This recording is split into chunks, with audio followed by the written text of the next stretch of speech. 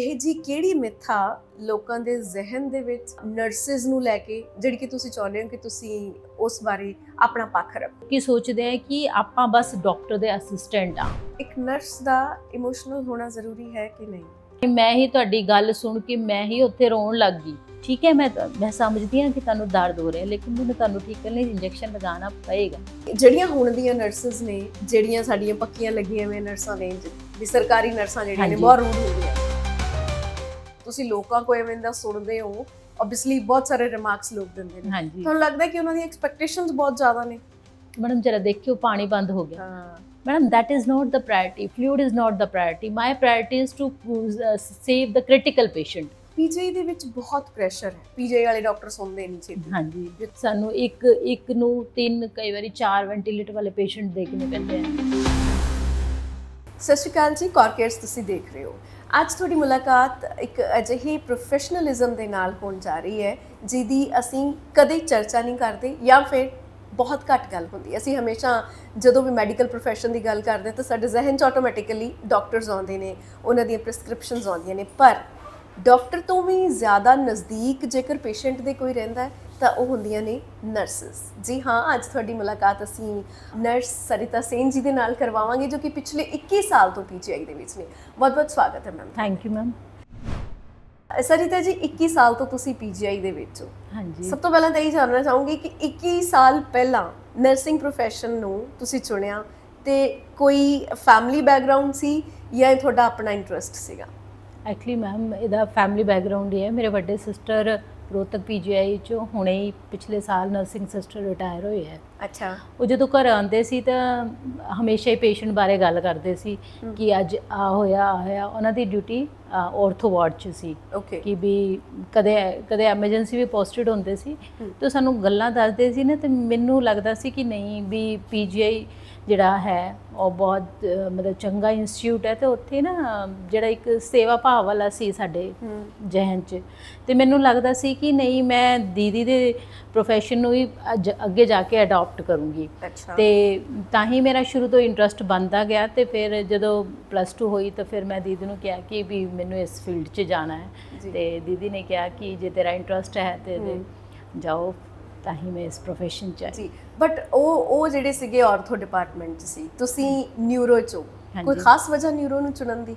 ਨਹੀਂ ਮੈਮ, ਸਾਡੀ ਜਿਹੜੀ ਪੋਸਟਿੰਗ ਹੁੰਦੀ ਹੈ ਕਿਤੇ ਕਿਸੇ ਵੀ ਵਾਰਡ 'ਚ ਕਰ ਸਕਦੇ ਆ। ਸਾਡੀ ਐਵਰੀ 5 ਇਅਰ 6 ਇਅਰ ਸਾਨੂੰ ਰੋਟੇਸ਼ਨ ਹੁੰਦੀ ਹੈ। ਤੇ ਉਹਦੇ 'ਚ ਉਹਨਾਂ ਦੀ ਵੀ ਨਹੀਂ ਹੈ ਕਿ ਪਾਰਟਿਕੂਲਰ ਇੱਕ ਔਰਥੋ ਵਾਰਡ 'ਚ ਸੀ। ਉਹਨਾਂ ਦੀ ਵੀ ਕਦੇ ਐਮਰਜੈਂਸੀ ਜਾਂਦੀ ਸੀ, ਕਦੇ ਔਰਥੋ, ਕਦੇ ਕਾਰਡੀਅਕ, ਕਦੇ ਸਾਈਕੈਟ੍ਰਿਕ।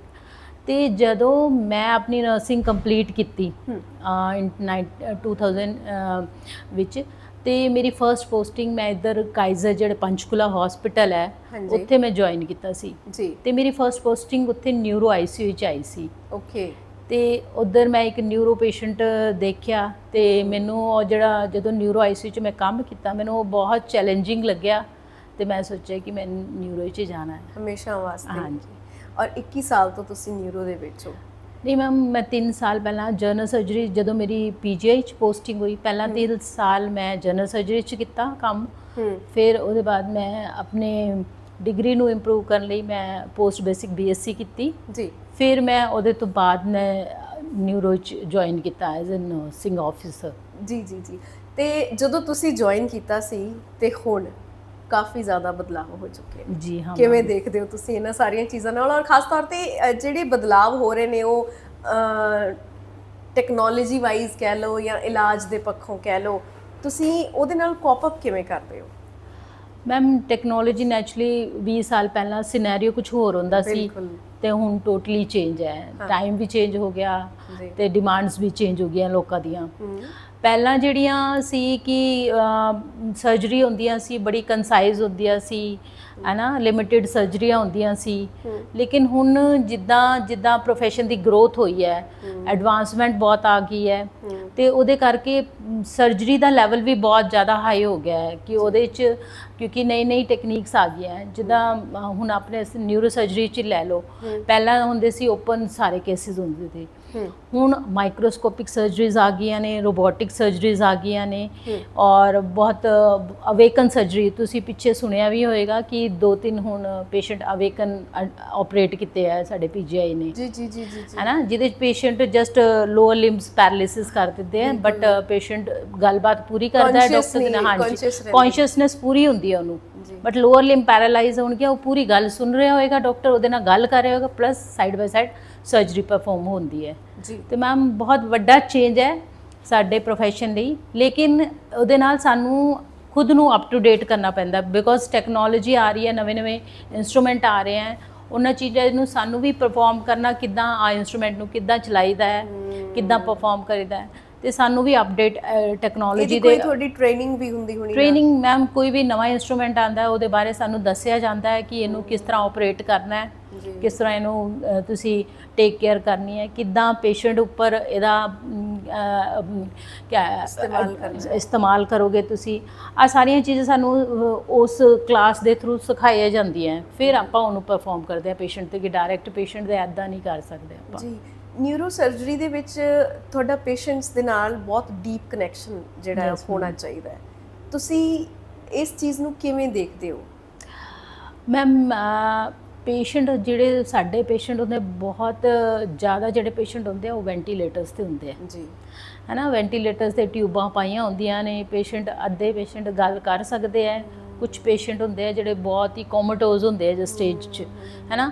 ਸਾਡਾ ਇੱਕ ਥੈਰੇਪਿਊਟਿਕ ਟੱਚ ਪੇਸ਼ੈਂਟ ਨੂੰ ਬਹੁਤ ਅੱਛਾ ਫੀਲ ਕਰਾਉਂਦਾ ਹੈ, ਬਿਕੋਜ਼ ਕਹਿੰਦੇ ਆ ਨਾ, ਜਿੱਦਾਂ ਮਿਊਜ਼ਿਕ ਇੱਕ ਥੈਰੇਪੀ ਹੁੰਦੀ ਹੈ, ਉਹ ਪੇਸ਼ੈਂਟ ਲਈ ਬਹੁਤ ਵੱਡਾ ਕੰਮ ਕਰਦੀ ਹੈ, ਤੇ ਐਦਾਂ ਹੀ ਸਾਡਾ ਇੱਕ ਥੈਰੇਪਿਊਟਿਕ ਟੱਚ, ਜਿਹਦਾ ਪੇਸ਼ੈਂਟ ਤਾਂ ਕੋਮਟੋਜ਼ ਸਟੇਜ ਹੈ, ਜੇ ਆਪਾਂ ਆਰਾਮ ਕੇ ਠੀਕ ਹੋ, ਉਹ ਭਾਵੇਂ ਗੱਲ ਉਹਦੇ ਅਨਕੌਂਸ਼ੀਅਸ ਮਾਈਂਡ 'ਚ ਗੱਲ ਜਾ ਰਹੀ ਹੈ, ਲੇਕਿਨ ਵੈਸੇ ਨਹੀਂ ਸੁਣ ਰਿਹਾ, ਵੈਸੇ ਨਹੀਂ।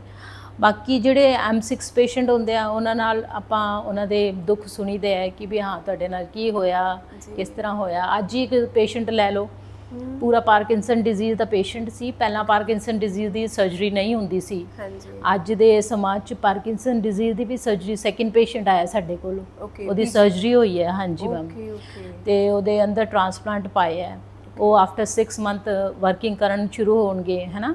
ਤੇ ਮੈਡਮ ਨਵੀਂ ਉਹਦੀ ਗੱਲ ਸੁਣ ਕੇ ਮੈਂ ਪੁੱਛਿਆ, ਮੈਂ ਕਿਹਾ ਤੁਹਾਨੂੰ ਕਿੰਨੇ ਦਿਨਾਂ ਤੋਂ ਪ੍ਰੋਬਲਮ ਹੈ? ਕਹਿੰਦਾ ਹੈ ਕਿ ਮੈਡਮ ਮੈਨੂੰ 2 ਸਾਲ ਹੋ ਗਏ, ਮੈਂ USA ਵੀ ਜਾ ਆਇਆ, ਨਿਊਜ਼ੀਲੈਂਡ ਵੀ ਜਾ ਆਇਆ। ਮੇਨ ਦਿੱਕਤ ਕੀ ਸੀ ਉਹਨਾਂ ਦੀ?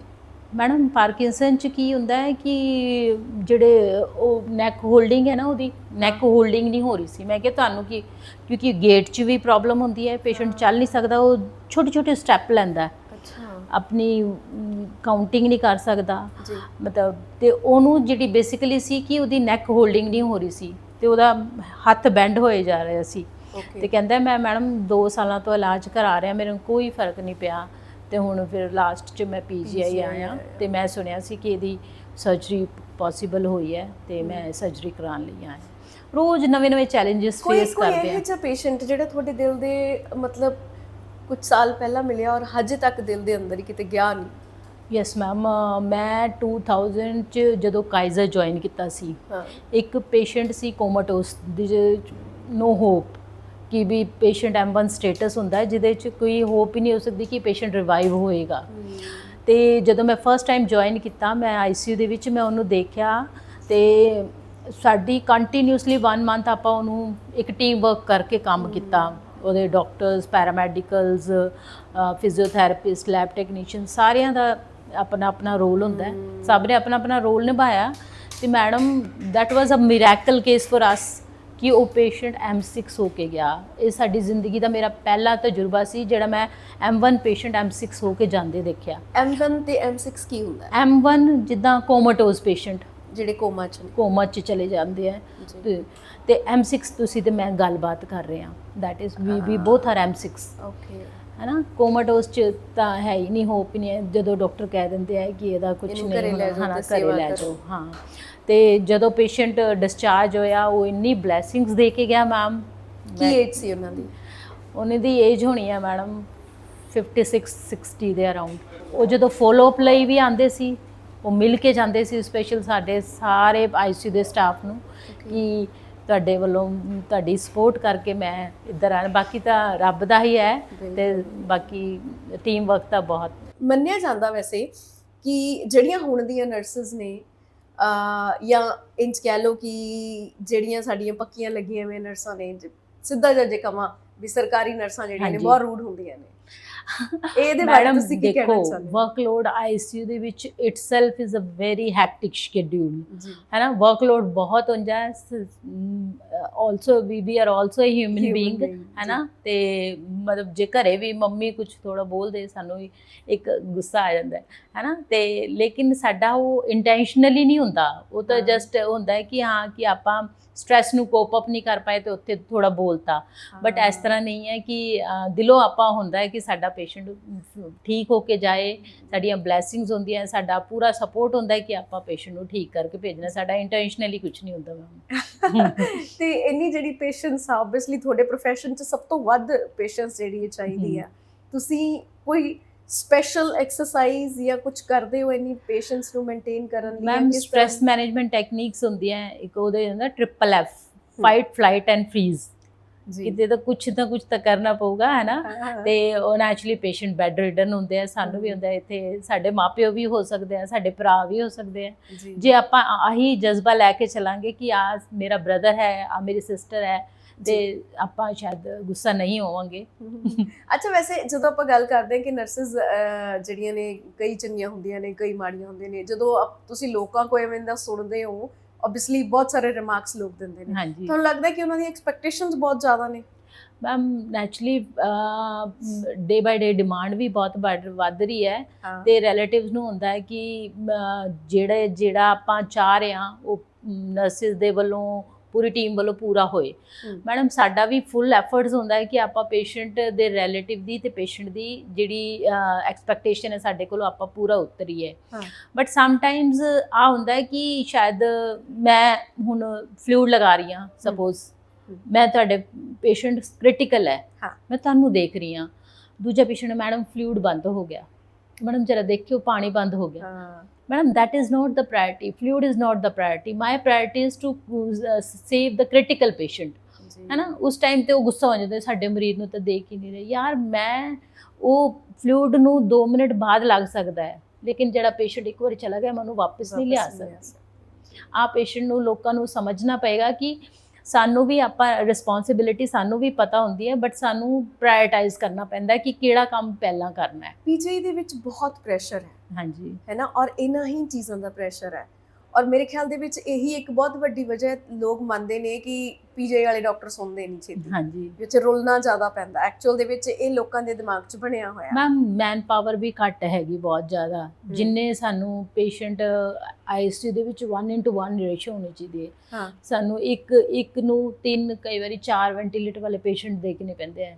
ਤੇ ਜੇ ਮੇਰਾ ਕੰਮ ਉੱਥੇ 4 'ਚ ਡਿਵਾਈਡ ਹੋ ਗਿਆ, ਜਿਹੜੀ ਮੈਂ ਬੈਸਟ ਕੇਅਰ ਇੱਕ ਪੇਸ਼ੈਂਟ ਨੂੰ ਦੇਣੀ ਸੀ ਉਹ ਮੇਰੀ 4 'ਚ ਡਿਵਾਈਡ ਹੋ ਗਈ, ਤੇ ਉਹ ਵਰਕਲੋਡ ਨੂੰ ਤਾਂ ਕੋਪ ਅਪ ਕਰਨ ਲਈ ਤੇ ਸਾਨੂੰ ਥੋੜਾ ਬਹੁਤ ਕਰਨਾ ਪਏਗਾ। ਹਾਂਜੀ, ਤੁਹਾਨੂੰ ਕੀ ਲੱਗਦਾ ਹੈ ਕਿ ਇਹ ਜੀ ਕਿਹੜੀ ਮਿੱਥ ਆ ਲੋਕਾਂ ਦੇ ਜ਼ਿਹਨ ਦੇ ਵਿੱਚ ਨਰਸਿਸ ਨੂੰ ਲੈ ਕੇ, ਜਿਹੜੀ ਕਿ ਤੁਸੀਂ ਚਾਹੁੰਦੇ ਹੋ ਕਿ ਤੁਸੀਂ ਉਸ ਬਾਰੇ ਆਪਣਾ ਪੱਖ ਰੱਖੋ? ਮੈਮ ਨਰਸਿਸ ਨੂੰ ਲੈ ਕੇ ਮੇਰਾ ਪੱਖ ਆ ਹੈ ਕਿ ਲੋਕੀ ਸੋਚਦੇ ਆ ਕਿ ਆਪਾਂ ਬਸ ਡਾਕਟਰ ਦੇ ਅਸਿਸਟੈਂਟ ਆ, ਵੀ ਡਾਕਟਰਸ ਜਿਹੜਾ ਕਹਿਣਗੇ ਆਪਾਂ ਉਹੀ ਫੋਲੋ ਕਰਦੇ ਆ, ਉਹਦੇ ਤੋਂ ਇਲਾਵਾ ਕੁਝ ਨਹੀਂ ਕਰ ਸਕਦੇ। But now the time is changed, total scenario is changed. Nurse ਹੁਣ ਹੈਲਥ ਕੇਅਰ ਪ੍ਰੋਵਾਈਡਰ ਹੀ ਨਹੀਂ ਰਹੇਗੀ, ਉਹ health care educator as a bridge ਦਾ ਕੰਮ ਕਰਦੀ ਆ। ਉਹ ਬਹੁਤ ਫੀਲਡ 'ਚ, ਜਿਸ ਤਰ੍ਹਾਂ ਹੁਣ ਬਹੁਤ ਜਿਸ ਤਰ੍ਹਾਂ ਫੀਲਡ ਆ ਗਿਆ, ਜਿਸ ਤਰ੍ਹਾਂ ਇੱਕ ਔਰਗਨ ਡੋਨੇਸ਼ਨ ਨਰਸ ਬਣ ਗਈ ਹੈ, ਇੱਕ ਟਰਾਂਸਪਲਾਂਟ ਕੋਆਰਡੀਨੇਟਰ ਬਣ ਗਿਆ ਹੈ, ਨਿਊਰੋ ਨਰਸ ਬਣ ਗਈ ਹੈ, ਇਨਫੈਕਸ਼ਨ ਕੰਟਰੋਲ ਨਰਸ ਬਣ ਗਈ ਹੈ, ਮਤਲਬ ਵੱਖ-ਵੱਖ ਪੱਖ 'ਚ ਇੱਕ ਨਰਸ ਐਜੂਕੇਟਰ ਬਣ ਗਈ ਹੈ। ਤੇ ਉਹਦਾ ਜਿਹੜਾ ਰੋਲ ਹੈ ਨਾ, ਉੱਥੇ ਉਹ ਇੰਡੀਪੈਂਡੈਂਟ ਵਰਕ ਕਰਦੀ ਹੈ ਜੀ, ਆਪਣੇ ਫੀਲਡ 'ਚ ਆਪਣੇ ਡਿਸੀਜ਼ਨ ਖੁਦ ਲੈਂਦੀ ਹੈ। ਤੇ ਮੈਨੂੰ ਮਤਲਬ ਆਪਣੇ ਵੱਲੋਂ ਲੋਕਾਂ ਨੂੰ ਕਹਿਣ ਦੀ ਲੋੜ ਹੈ ਕਿ ਸਾਨੂੰ ਇੱਕ ਨਰਸ ਦੀ, ਡਾਕਟਰ ਦੀ ਹੈਲਪਰ ਨਾ ਸਮਝਿਆ ਜਾਏ, ਸਾਨੂੰ ਇੱਕ ਸਾਡਾ ਖੁਦ ਦਾ ਸਕਿਲਡ ਪ੍ਰੋਫੈਸ਼ਨ ਹੈ, ਸਾਡਾ ਇੱਕ ਦੀ ਖੁਦ ਦੀ ਰਿਕੋਗਨੀਸ਼ਨ ਹੈ, ਤੇ ਸਾਨੂੰ ਉਹੀ ਸਮਝਿਆ ਜਾਏ। ਤੇ ਲੋਕੀ ਇਸ ਗੱਲ ਨੂੰ ਸਮਝਣਗੇ ਤਾਂ ਮੈਂ ਚਾਹੂੰਗੀ ਕਿ ਨਰਸਿਸ ਨੂੰ ਜਿਹੜੀ ਰਿਸਪੈਕਟ ਮਿਲਣੀ ਚਾਹੀਦੀ ਹੈ ਉਹ ਤੁਹਾਡੇ ਵੱਲੋਂ ਮਿਲੇਗੀ। ਤੁਹਾਨੂੰ ਲੱਗਦਾ ਕਿ ਰਿਸਪੈਕਟ ਮਿਲਦੀ ਨਹੀਂ ਜਿਹੜੀ ਡਿਊ ਰਿਸਪੈਕਟ ਹੈ? ਨਹੀਂ ਮੈਮ, ਉਹ ਸਾਰਿਆਂ ਨੂੰ ਹੁੰਦਾ ਇੱਕ ਕ੍ਰੈਡਿਟ। ਜਦੋਂ ਵੀ ਕੋਈ ਕੰਮ ਕਰਦਾ ਨਾ ਇੱਕ ਟੀਮ ਵਰਕ ਹੁੰਦਾ ਹੈ ਨਾ। ਤੇ ਮੈਮ ਇੱਕ ਜਦੋਂ ਮੂਵੀ ਬਣਦੀ ਹੈ ਉਹਦੇ ਪਿੱਛੇ ਪਤਾ ਨਹੀਂ ਕਿੰਨੇ ਬੰਦੇ ਲੱਗੇ ਹੁੰਦੇ ਆ ਹੈ ਨਾ। ਤੇ ਕ੍ਰੈਡਿਟ ਕਿਹਨੂੰ ਜਾਂਦਾ? ਡਾਇਰੈਕਟਰ ਨੂੰ, ਕਿ ਡਾਇਰੈਕਟਰ ਜਿਹੜਾ ਹੈ ਨਾ ਹੀਰੋ ਨੂੰ ਜਿਹਨੇ ਰੋਲ ਕਰ ਲਿਆ। ਲੇਕਿਨ ਉਹਦੇ ਪਿੱਛੋਂ ਕਿੰਨੇ 4th ਕਲਾਸ ਮੈਡਮ, ਜੇ 4th ਕਲਾਸ ਹੀ ਸਫਾਈ ਨਹੀਂ ਕਰੇਗਾ ਉਹਦਾ ਇਨਫੈਕਸ਼ਨ ਕਿੰਨਾ ਵੱਧ ਜਾਊਗਾ ਹੈ ਨਾ ਮੈਡਮ।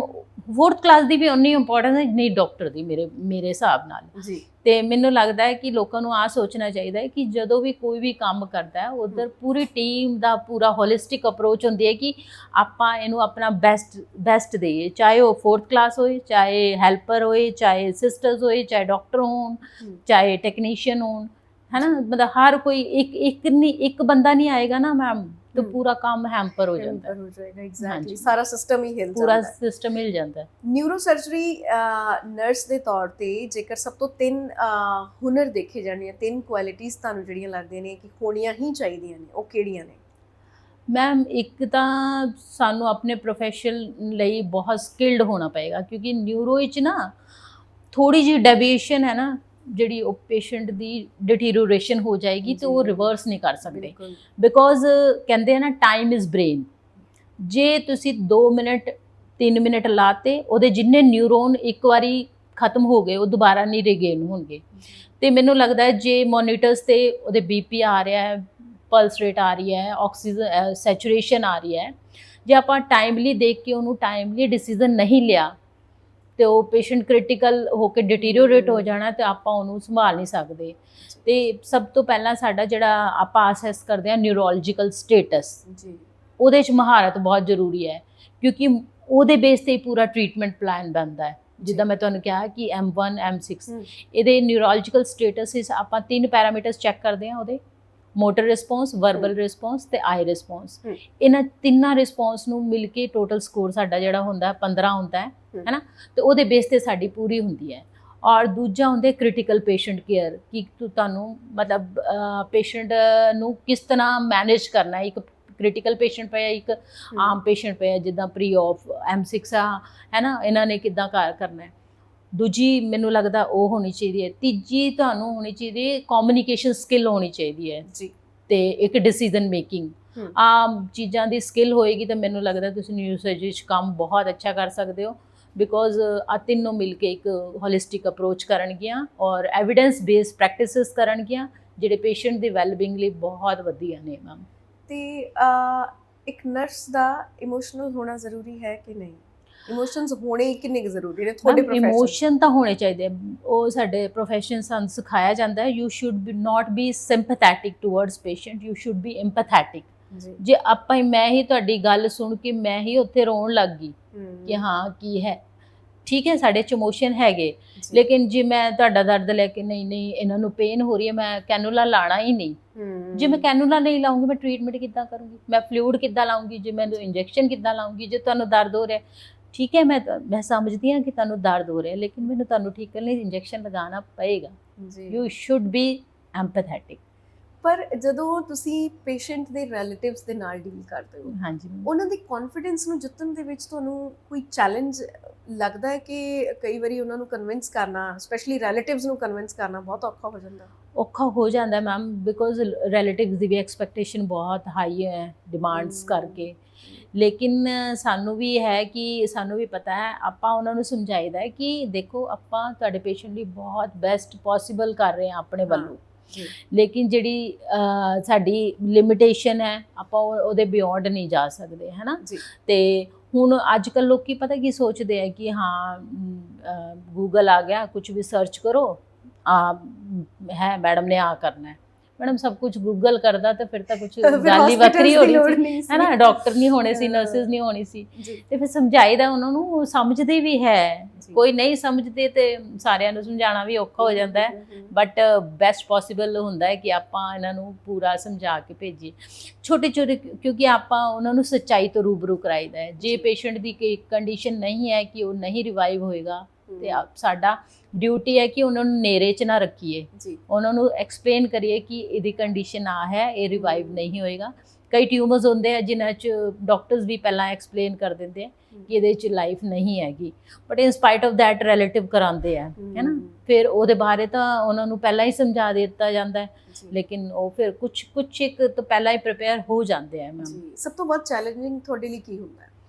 ਸਾਡੇ ਲਈ ਚੈਲੰਜਿੰਗ ਬਹੁਤ ਵੱਡਾ ਹੈ ਕਿ ਪੇਸ਼ੈਂਟ ਦਾ, ਕਿ ਪੇਸ਼ੈਂਟ ਨੂੰ ਆਪਾਂ ਸੈਟਿਸਫੈਕਟਰੀ ਇੱਧਰੋਂ ਘਰੇ ਭੇਜੀਏ। ਨਿਊਰੋ ਪੇਸ਼ੈਂਟ ਹੁੰਦੇ ਆ ਬਹੁਤ ਘੱਟ ਜਿਹੜੇ ਹੁੰਦੇ ਆ ਕਿ ਉਹ ਸਰਵਾਈਵ, ਜਿਹੜੇ ਡਿਟੀਰੀਓਰੇਟ ਹੋ ਕੇ ਸਰਵਾਈਵ ਕਰਦੇ ਆ, ਲੇਕਿਨ ਮੈਕਸਿਮਮ ਹੁੰਦੇ ਆ ਸਾਡੀ ਕੇਅਰ ਵੈਂਟੀਲੇਟਰ ਤੋਂ ਆਊਟ ਹੁੰਦੇ ਆ। ਜਦੋਂ ਵੈਂਟੀਲੇਟਰ ਤੋਂ ਆਊਟ ਹੁੰਦੇ ਆ ਤੇ ਉਹਨਾਂ ਨੂੰ ਵੀ ਖੁਸ਼ੀ ਹੁੰਦੀ ਹੈ, ਉਹ ਵੀ ਸਾਨੂੰ ਬਲੈਸਿੰਗ ਦਿੰਦੇ ਆ ਤੇ ਆਪਾਂ ਵੀ ਲੈਂਦੇ ਆ, ਹੈ ਨਾ।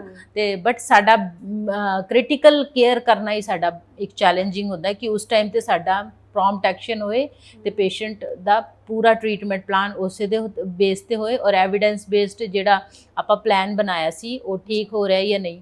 ਆਹੀ ਸਾਡੇ ਚੈਲੰਜਸ ਹੈਗੇ ਬਹੁਤ ਵੱਡੇ। ਜਦੋਂ ਆਪਾਂ ਨਰਸਿੰਗ ਪ੍ਰੋਫੈਸ਼ਨ ਦੀ ਗੱਲ ਕਰਦੇ ਹਾਂ ਤਾਂ ਨਰਸ ਨੂੰ ਜਦੋਂ ਸੋਚਦੇ ਆ ਜਾਂ ਸ਼ਬਦ ਬੋਲਦੇ ਆ ਨਰਸ, ਤਾਂ ਸਾਡੇ ਜ਼ਿਹਨ 'ਚ ਆਉਂਦਾ ਹੈ ਇੱਕ ਫੀਮੇਲ ਜਿਹੜੀ ਕਿ ਵਾਈਟ ਗਾਊਨ ਦੇ ਵਿੱਚ ਖੜੀ ਹੈ।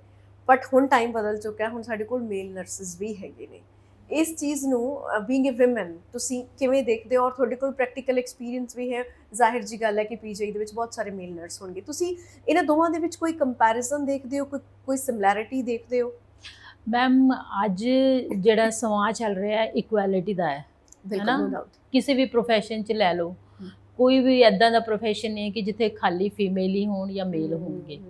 ਮੈਨੂੰ ਲੱਗਦਾ ਹੈ ਕਿ ਮੇਲ ਆਉਣ 'ਤੇ ਸਾਡਾ ਸੌਖਾ ਹੀ ਹੋਇਆ ਹੈ, ਕਿਉਂਕਿ ਇੱਕ ਜੇ ਮੇਲ ਪੇਸ਼ੈਂਟ ਪਿਆ ਹੈ ਨਾ, ਮੈਨੂੰ ਉਹਦੇ ਕੈਥੇਟਰ ਪਾਉਣਾ, ਮੈਂ ਨਹੀਂ ਪਾ ਸਕਦੀ, ਔਰ ਪੇਸ਼ੈਂਟ ਵੀ ਕੰਫਰਟੇਬਲ ਨਹੀਂ ਹੋਏਗਾ ਮੇਰੇ ਤੋਂ ਪਵਾਉਣ ਦੀ, ਹੈ ਨਾ।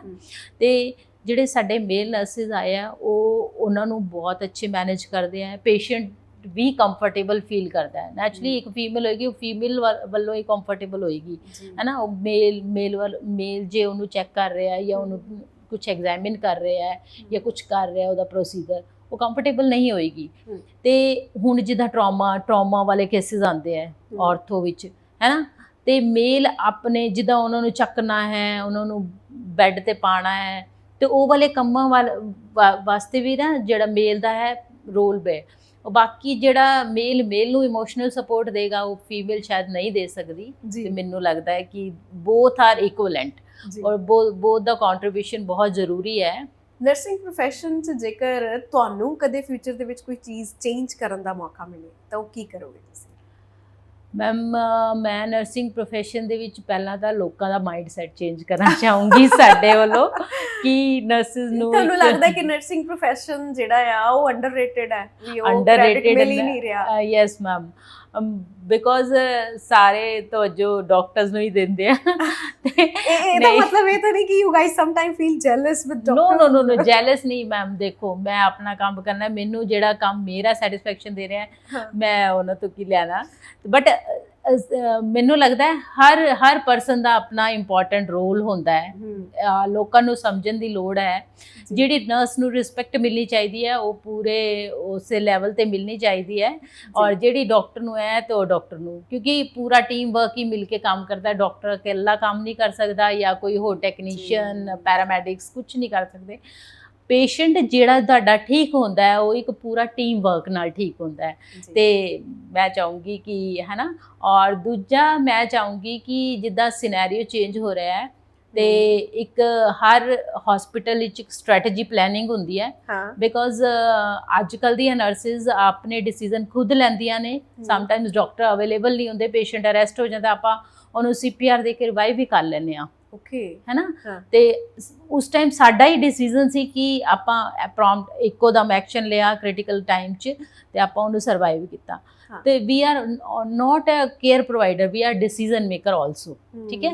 ਤੇ ਇੱਕ ਹਰ ਹਸਪੀਟਲ ਵਿੱਚ ਡਿਸੀਜ਼ਨ ਮੇਕਿੰਗ ਸਟ੍ਰੈਟਜੀ ਹੋਣੀ ਚਾਹੀਦੀ ਹੈ, ਜਿੱਥੇ ਆਪਾਂ ਆਪਣੇ ਪੁਆਇੰਟ ਤੇ ਆਪਣੀ ਸੁਜੈਸ਼ਨ ਦੇ ਰੱਖ ਸਕੀਏ ਕਿ ਹਾਂ, ਮੈਂ ਇਸ ਪੇਸ਼ੈਂਟ ਲਈ ਮੈਂ ਆਹ ਕੀਤਾ ਸੀ, ਮੈਂ ਆਹ ਵਾਲਾ ਨਵਾਂ ਚੀਜ਼ ਕੀਤੀ ਹੈ ਤੇ ਇਹਦੇ ਨਾਲ ਇਹਨੂੰ ਬੈਨੀਫਿਟ ਹੋ ਰਿਹਾ। ਜਿੱਦਾਂ ਨਿਊ ਬੈਡ ਸੋਰ ਹੀ ਲੈ ਲਓ। ਜੀ ਬੈਡ ਸੋਰ 'ਚ ਜੇ ਮੈਂ ਕੁਝ ਨਵੀਂ ਇਨਵੈਂਸ਼ਨ ਕੀਤੀ ਹੈ, ਜੇ ਪੇਸ਼ੈਂਟ ਨੂੰ ਉਹਦੇ ਨਾਲ ਮੈਂ ਇੱਕ ਪੇਸ਼ੈਂਟ ਤੇ ਅਪਲਾਈ ਕੀਤਾ, ਉਹ ਦੂਜੇ ਪੇਸ਼ੈਂਟ ਤੇ ਅਪਲਾਈ ਕੀਤਾ, ਜੇ 3-4 ਪੇਸ਼ੈਂਟ ਤੇ ਅਪਲਾਈ ਕਰਨੇ ਤਾਂ ਪੇਸ਼ੈਂਟ ਦੇ ਆਊਟਕਮ 'ਚ ਬਹੁਤ ਅੱਛਾ ਰਿਸਪੌਂਸ ਆ ਰਿਹਾ। ਤੇ ਆਪ ਮੇਰੀ ਪ੍ਰੈਕਟਿਸ ਉੱਪਰ ਲੈਵਲ ਤੱਕ ਜਾਣੀ ਚਾਹੀਦੀ ਹੈ ਤੇ ਉਹ ਇੱਕ ਸਟ੍ਰੈਟਜੀ ਦਾ ਹਿੱਸਾ ਹੋਣੇ ਚਾਹੀਦੇ। ਜਿਹੜੇ ਸਾਡੀ ਨਰਸਿੰਗ ਲੀਡਰ ਹੁੰਦੇ ਆ ਉਹ ਉਸ ਪਲੈਨਿੰਗ ਦੇ ਵਿੱਚ ਇੱਕ ਪਾਰਟ ਬਣਨ, ਤਾਂ ਕਿ ਸਾਡੀ ਵੀ ਇੱਕ ਰਿਕੋਗਨੀਸ਼ਨ ਹੋਏ, ਸਾਡੀ ਵੀ ਇੱਕ ਆਈਡੈਂਟੀਟੀ ਹੋਏ ਕਿ ਹਾਂ ਕਿ ਇਹ ਨਰਸ ਹੈਗੀ, ਕਿ ਇਹ ਬੜੇ ਡਿਸੀਜ਼ਨ ਲੈ ਰਿਹਾ ਹੈ, ਇਹਨਾਂ ਨੂੰ ਆਹ ਪੁਆਇੰਟ ਹੈ, ਇਹ ਸੁਜੈਸ਼ਨ ਦੇ ਰਿਹਾ।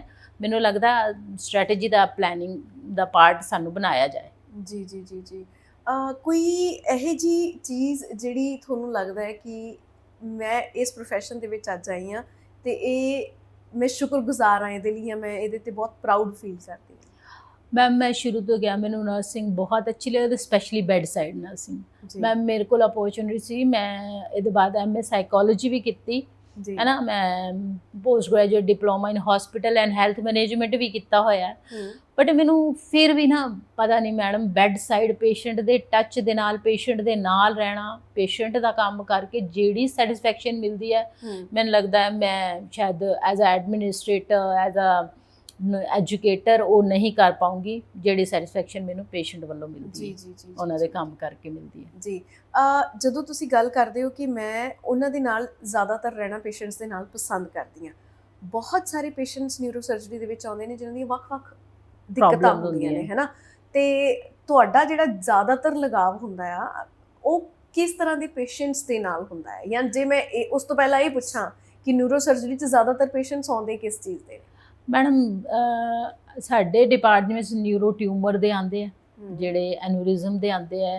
ਹੁਣ ਜਿੱਦਾਂ ਮੈਂ ਤੁਹਾਨੂੰ ਦੱਸਿਆ ਪਾਰਕਿੰਸਨ ਡਿਜ਼ੀਜ਼ ਹੈ ਨਾ, ਇੱਕ ਥੋੜਾ ਜਿਹਾ ਡਿਫਰੈਂਟ ਪੇਸ਼ੈਂਟ, ਵੈਂਟੀਲੇਟਰ ਵਾਲੇ ਤਾਂ ਗੱਲ ਹੀ ਨਹੀਂ ਕਰ ਸਕਦਾ ਸਾਡੇ ਨਾਲ, ਹੈ ਨਾ। ਜਿਹੜੇ ਗੱਲਬਾਤ ਕਰਦੇ ਆ ਉਹ ਜਦੋਂ ਆਪਣੀ ਪ੍ਰੋਬਲਮ ਦੱਸਦੇ ਆ, ਆਪਣੀ ਕੁਛ ਨਵੀਂ ਚੀਜ਼ ਦੱਸਦੇ ਆ, ਸਾਨੂੰ ਇੰਟਰਸਟ ਕ੍ਰੀਏਟ ਹੁੰਦਾ ਹੈ। ਰੋਜ਼ ਇੱਕ ਚੈਲੰਜ ਨਵਾਂ ਮਿਲਦਾ ਹੈ ਸਾਨੂੰ ਕਿ ਹਾਂ ਆ ਪੇਸ਼ੈਂਟ ਲਈ ਆ ਡਿਫਰੈਂਟ ਕੁਛ ਦੱਸ ਰਿਹਾ ਹੈ ਨਾ। ਤੇ ਇੱਕ ਉਹ ਜਿਹੜਾ ਮੈਨੂੰ ਲੱਗਦਾ ਹੈ ਕਿ ਮੈਂ ਸ਼ਾਇਦ ਬੈਡ ਸਾਈਡ ਤੇ ਨਾ ਹੋਊਂਗੀ ਤਾਂ ਮੈਨੂੰ ਇੰਟਰੈਕਸ਼ਨ ਕਰਨ ਦਾ ਮੌਕਾ ਹੀ ਨਹੀਂ ਮਿਲੇਗਾ ਪੇਸ਼ੈਂਟ ਦੇ ਨਾਲ ਜੀ, ਕਿਉਂਕਿ ਮੈਂ ਐਜੂਕੇਟਰ ਹਾਂ। ਜੇ ਮੈਂ ਆਏ ਬੱਚਿਆਂ ਨੂੰ ਗਾਈਡ ਕਰਕੇ ਚਲੀ ਜਾਊਂਗੀ, ਹੈ ਨਾ, ਕਲਾਸਿਸ ਲੈ ਕੇ ਚਲੀ ਜਾਊਂਗੀ।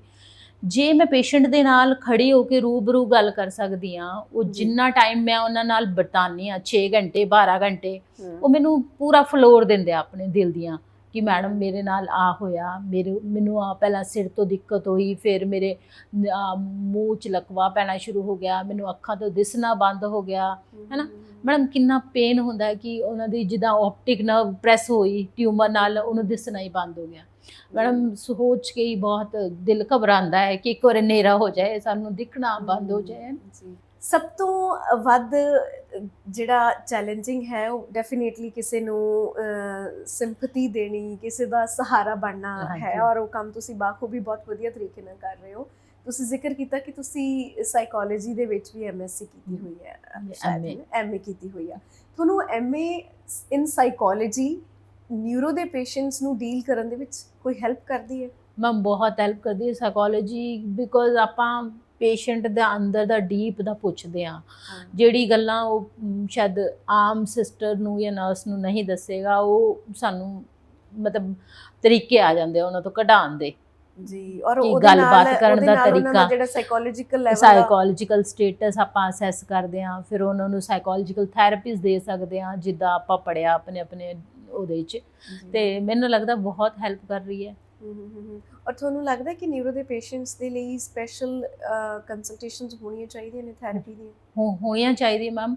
ਉਹਨਾਂ ਦੀ ਰੀਹੈਬਿਲਿਟੇਸ਼ਨ ਹੁੰਦੀ ਹੈ, ਰੀਹੈਬਿਲਿਟੇਸ਼ਨ ਕਾਉਂਸਲਿੰਗ ਹੁੰਦੀ ਹੈ, ਪੇਸ਼ੈਂਟ ਆਉਂਦੇ ਆ ਉੱਧਰ ਸਾਡੇ OPD 'ਚ ਨਿਊਰੋ ਨਰਸ ਪੋਸਟਡ ਹੁੰਦੀ ਹੈ, ਉਹ ਜਿਹੜੇ ਬਾਅਦ 'ਚ ਉਹਨਾਂ ਨੂੰ ਰੀਹੈਬਿਲਿਟੇਸ਼ਨ ਕਰਦੇ ਆ। ਮੈਂ ਉਹੀ ਕਹਿ ਰਹੀ ਸੀ ਕਿ ਅੱਜ ਕੱਲ੍ਹ ਤਾਂ ਵਾਸਟ ਬਹੁਤ ਹੋ ਗਈ ਨਰਸਿੰਗ, ਮਤਲਬ ਹਰ ਫੀਲਡ 'ਚ ਇੱਕ ਸਪੈਸ਼ਲਾਈਜੇਸ਼ਨ ਹੋ ਗਈ ਹੈ, ਜਸਟ ਲਾਈਕ ਅ ਡਾਕਟਰ, ਤੇ ਰਿਕੋਗਨੀਸ਼ਨ ਤਾਂ ਹੀ ਮਿਲਣੀ ਚਾਹੀਦੀ ਹੈ ਮੈਮ। ਹਾਂ, ਵਾਕਈ ਸੋਚਣ ਵਾਲੀ ਗੱਲ ਹੈ ਕਿ ਨਰਸਿਸ ਜਿਹੜੀਆਂ ਨੇ ਉਹ ਡਾਕਟਰ ਦਾ ਕਹਿ ਸਕਦੇ ਹਾਂ ਕਿ ਸੱਜਾ ਹੱਥ ਹੀ ਕਿਹਾ ਜਾ ਸਕਦਾ, ਖੱਬਾ ਵੀ ਨਹੀਂ ਕਿਹਾ ਜਾ ਸਕਦਾ, ਕਿਉਂਕਿ ਇੱਕ ਨਰਸ ਤੋਂ ਬਿਨਾ ਜਿਹੜਾ ਡਾਕਟਰ ਹੈ ਉਹ ਆਪ ਵੀ ਇਨਕੰਪਲੀਟ ਹੈ। ਮੈਮ ਕਹਿੰਦੇ ਆ ਨਾ ਡਾਕਟਰ ਦਾ ਹਾਰਟ ਆਫ ਦਾ ਇੱਕ ਇੰਸਟੀਚਿਊਟ ਦਾ, ਯੈਸ ਤੇ ਜੀ ਮੈਨੂੰ ਲੱਗਦਾ ਹੈ ਮੈਂ ਆਪਣੇ ਵੱਲੋਂ ਕਹੂੰਗੀ ਨਰਸਿਸ ਬ੍ਰੇਨ ਹੈ।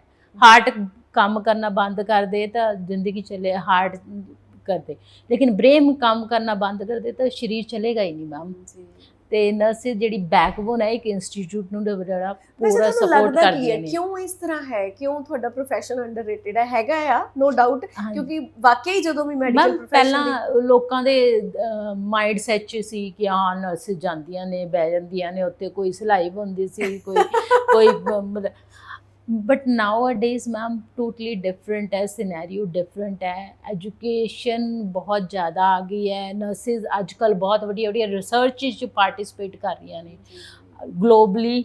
ਹੁਣ ਤੁਸੀਂ ਸੁਣਿਆ ਹੋਵੇਗਾ ਦੁਬਈ 'ਚ ਇੱਕ ਗਲੋਬਲ ਅਵਾਰਡ ਮਿਲਦਾ ਹੈ, ਉੱਧਰ ਵੀ ਆਪਣੇ ਆਪ ਨੂੰ ਰੀਪ੍ਰੈਜ਼ੈਂਟ ਕਰ ਰਹੀਆਂ ਨੇ ਜੀ ਦੁਬਈ 'ਚ।